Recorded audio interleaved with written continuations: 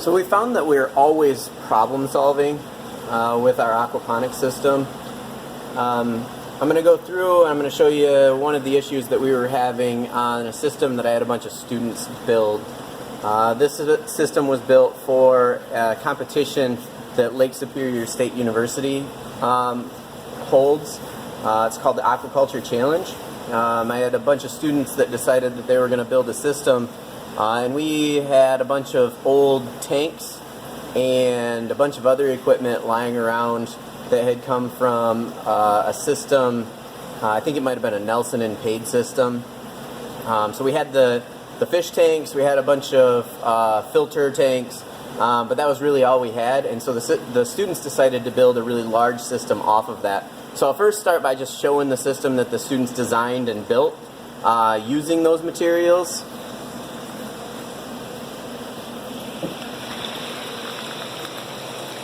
So there's their grow beds. At the end there's a couple of tanks that are used just for catching water. So they're just sump tanks.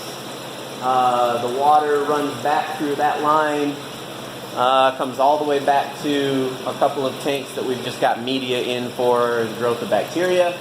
And then it overflows into the tank. We've got a bunch of rainbow trout in there right now that students actually raised those last year in our old system. And so they're somewhere in the neighborhood between 9 and 12 inches. They're getting pretty decent size now. There's the second tank. So the problem that we were having is we weren't draining water fast enough out of the tanks. And the tanks themselves were actually getting ammonia buildup. Whereas if I go and I test the ammonia levels inside of the sump tank, the ammonia levels were fine. So there was just too much waste that was being produced inside the tanks, and I wasn't recycling it fast enough and getting it through the rest of the system. And so we had just a 4-inch pipe with a bunch of holes cut in it, and it just wasn't moving water fast enough. So what I ended up doing is I went and got a 4x6 coupling, just a reducing coupling, and I cut the end of the flange off. About 3/4 of an inch was taken off so that I could put another section of pipe in there. And the outside diameter of that pipe fits nicely right into the drain of our tank. And then I went and bought some thin wall 6-inch pipe, and that thin wall 6-inch pipe is just going to sit right up on top of that. And so with the coupling, we cut a bunch of holes in it just simply using a router.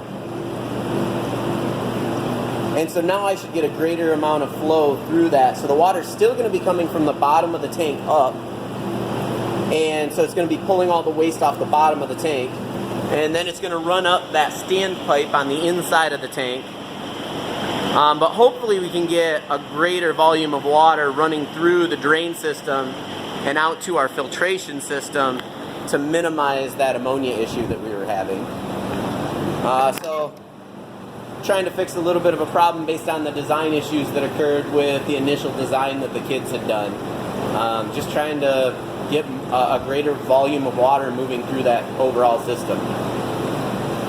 And so then maybe those guys will do a little bit better.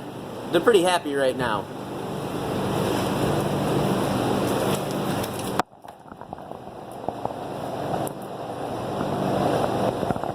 But when that ammonia level got high, they were not very happy.